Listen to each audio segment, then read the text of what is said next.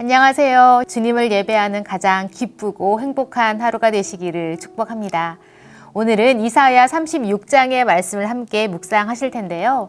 18절부터 21절의 말씀을 함께 읽겠습니다. 혹시 히스기야가 너희에게 이르기를 여호와께서 우리를 건지시리라 할지라도 속지 말라. 열국의 신들 중에 자기의 땅을 아수르 왕의 손에서 건진 자가 있느냐? 하맛과 아르밧의 신들이 어디 있느냐? 스발와임의 신들이 어디 있느냐? 그들이 사마리아를 내 손에서 건졌느냐? 이 열방의 신들 중에 어떤 신이 자기의 나라를 내 손에서 건져냈기에 여호와가 능히 예루살렘을 내 손에서 건지겠느냐 하셨느니라 하니라. 그러나 그들이 잠잠하여 한 말도 대답하지 아니하였으니 이는 왕이 그들에게 명령하여 대답하지 말라 하였음이었더라. 아멘. 히스기야가 왕이 된 지 14년째가 되는 해였습니다. 아수르 왕 사네립이 남유다의 모든 견고한 성을 정복하고 이제는 수도 예루살렘으로 올라오고 있습니다. 아수르는 당시 패권을 장악한 아주 강한 나라였습니다. 열왕기하 18장 10절을 보면 히스기야 제6년에 북이스라엘도 아수르에게 함락되었다고 기록하고 있습니다. 다시 말하면 히스기야는 북이스라엘이 아수르에 의해 멸망하는 것을 보았고 이제는 자기를 향해 올라오는 아수르를 보고 있다는 것입니다. 그러니 얼마나 두렵고 떨렸겠습니까? 과연 유다는 아수르를 이길 수 있을까요? 오늘은 절체절명의 위기를 맞이한 히스기야와 유다 백성들이 어떻게 이 위기를 극복해 나가는지 함께 살펴보고자 합니다. 우선 아수르의 태도를 살펴보겠습니다. 아수르의 장군 랍사게는 왕궁에서 나온 유다의 대표자들 앞에서 이렇게 말합니다. 첫째, 너희가 믿는 애굽은 상한 갈대 지팡이다. 애굽을 의지하지 말라. 둘째, 너희가 믿고 있는 여호와도 우리를 이길 수 없다. 셋째, 이렇게 너희를 공격하는 일도 너희의 신 여호와께서 허락하신 일이다. 아수르가 이렇게 이야기하는 동안 유다의 반응은 무엇이었습니까? 그들의 말에 옳고 그름을 따질 새도 없이 그저 제발 유다 방언으로 말하지 말아줄 것을 부탁합니다. 왜냐하면 백성들이 이 말을 들으면 동요할 것을 걱정했기 때문입니다. 그러자 랍사게는 한술 더 떠서 말하기를 넷째, 너희의 왕 히스기야가 하는 말을 듣지 말라 이렇게 말합니다. 여러분, 이 장면을 한번 상상해 보십시오. 한껏 주눅이 들어서 움츠려 있는 유다 백성들 위에 아수르의 군대들이 위풍당당 서 있습니다. 그들의 말에는 자신감을 넘어서 교만함이 가득하고 심지어는 하나님을 모욕하고 있습니다. 여기까지만 보면 이미 이 싸움은 유다의 완패인 것 같습니다. 그러나 우리가 알고 있듯이 이 싸움의 결과는 유다의 승리로 끝이 나죠. 어떻게 유다가 승리할 수 있었을까요? 과연 하나님은 무엇을 원하셨을까요? 첫 번째, 위기의 순간에 우리는 적군의 소리가 아니라 하나님의 말씀을 들어야 합니다. 랍사게의 말은 그 누가 보더라도 틀리지 않았습니다. 한때는 큰 위상을 떨쳤던 애굽도 아수르에게 힘을 못 쓰고 있으니 애굽을 의지하는 것은 참 어리석은 일이었습니다. 또한 유일신 여호와를 섬기며 그분만을 의지한다던 히스기야의 모습은 어떻습니까? 오늘 본문에는 나와 있지 않지만 열왕기하 18장을 보면 사네립이 유다의 성읍을 점령했을 때에 히스기야는 은 300달란트와 금 30달란트를 보내며 아수르 왕에게 살려달라고 애원하고 있습니다. 그러니 사네립의 눈에 비친 유다의 처지가 얼마나 불쌍해 보였겠습니까? 히스기야가 이룬 종교 개혁도 참 어리석어 보였을 것이고 그렇게까지 했는데도 불구하고 여호와는 자기의 나라를 구하지 못하는 능력 없는 신이 되어버린 것입니다. 이런 랍사게의 말을 들은 유다 백성과 관리들은 어땠을까요? 굉장히 절망적이었을 것입니다. 어느 누구도 자신을 도와줄 수 없을 것 같고 어떤 희망도 가질 수 없는 상태였을 것입니다.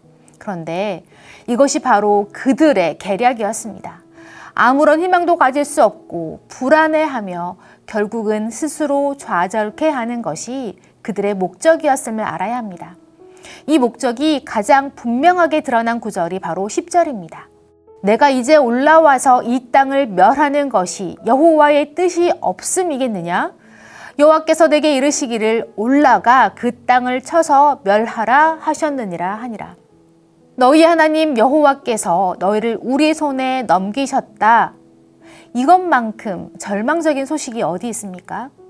그런데 이것은 사실일까요? 절반은 사실이고 또 절반은 사실이 아니었습니다. 애굽을 이기고 북이스라엘을 이기며 승승장구하던 아수르의 형세는 사실 처음부터 하나님의 계획 안에 있었던 일이었습니다. 이사야 10장을 보면 이미 이렇게 될 것을 예언하셨습니다. 그렇다면 이 일은 아수르가 한 것이 아니라 하나님께서 하신 일이라는 것입니다. 모든 것이 하나님의 뜻대로 이루어진다면 결국 아수르가 무너지고 구원을 이루실 것도 알아야 합니다. 그럼 이것을 어떻게 분별할 수 있을까요? 바로 하나님의 말씀을 듣는 것입니다. 사랑하는 성도 여러분, 위기 상황에서 우리가 들어야 할 것은 우리를 무너뜨리려는 적들의 속삭임이 아니라 이미 말씀하셨고 지금도 말씀하시고 말씀대로 이루어 가실 하나님의 음성인 줄 믿습니다. 하나님께서 우리를 향해 가지신 뜻은 재앙이 아니라 평안이요 미래와 희망을 주시는 것이라고 말씀하셨습니다. 이 하나님의 뜻은 오직 주의 말씀 앞에 엎드리며 주를 구하는 자에게 허락하시는 줄 믿습니다. 그러니 주의 말씀 앞에 늘 머무시는 여러분이 되시길 축복합니다. 두 번째, 위기의 순간에 온 백성은 한 마음이 되어야 합니다. 일방적으로 당하고만 있는 이 답답한 유다의 모습 속에서 승리의 빛이 살짝 엿보이는 곳이 있습니다. 21절인데요. 그러나 그들이 잠잠하여 한 말도 대답하지 아니하였으니 이는 왕이 그들에게 명령하여 대답하지 말라 하였음이었더라. 아멘. 랍사게는 일부러 유다 백성들이 다 듣도록 유다 방언으로 이야기하고 있습니다. 그런데 이 소리는 허공을 맴도는 메아리처럼 유다 백성들에게는 아무런 힘을 쓰지 못하고 있습니다. 왜냐하면 이미 히스기야가 아수르에 대하여 아무 대답도 하지 말라고 명하였기 때문입니다. 이들은 신이 나서 큰 소리로 외치고 있지만 이미 유다 백성들은 한마음 한뜻이 되어서 하나님께서 세우신 왕 이 히스기야의 말에 하나가 되어 있습니다. 왜 두렵지 않았겠습니까? 그러나 이것이야말로 공동체의 힘인 것입니다. 그리고 그 왕은 자기 옷을 찢고 베옷을 입고 하나님 앞에 나아가서 엎드립니다. 그리고 하나님께서는 이 유다를 향해 한 번 더 자비를 베푸십니다. 사랑하는 성도 여러분, 아수르의 공격은 어쩌면 유다의 자업자득이었습니다. 그럼에도 불구하고 하나님은 하나님 앞에 엎드린 한 사람의 기도를 들으셨고 같은 마음으로 한 뜻을 이룬 유다를 긍휼히 여기셨습니다. 하나님의 백성에게도 언제나 위기는 찾아올 수 있습니다. 그럴 때 우리가 마땅히 해야 할 것은 하나님의 뜻을 헤아리고 주님의 말씀에 귀를 기울이는 것입니다. 그리고 하나님의 뜻으로 하나가 되어야 합니다. 이것이 하나님의 백성의 모습인 줄 믿습니다. 지금 나는 누구의 말을 듣고 있습니까? 내가 속한 공동체는 하나님의 뜻으로 한 마음이 되었습니까? 한번 돌아보십시오.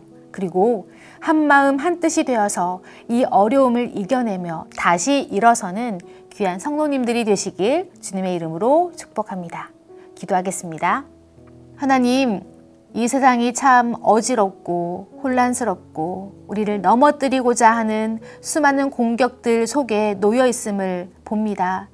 하나님, 이럴 때일수록 우리가 적들의 속삭임에 귀를 빼앗기는 것이 아니라 늘 언제나 우리를 향하여 말씀하고 계시는 그 주님의 말씀에 귀를 기울이며 그 말씀 앞에 우리를 내려놓고 주님의 뜻에 순복할 수 있는 믿음의 사람들이 되기를 소망합니다. 그래서 내가 속한 가정, 이 나라, 이 공동체가 하나님의 뜻에 온전히 부복하며 나아가게 하시고 다시 일어서 주님의 뜻을 이루어내는 귀한 자녀들 될 수 있도록 축복하여 주옵소서. 예수님의 이름으로 기도합니다. 아멘.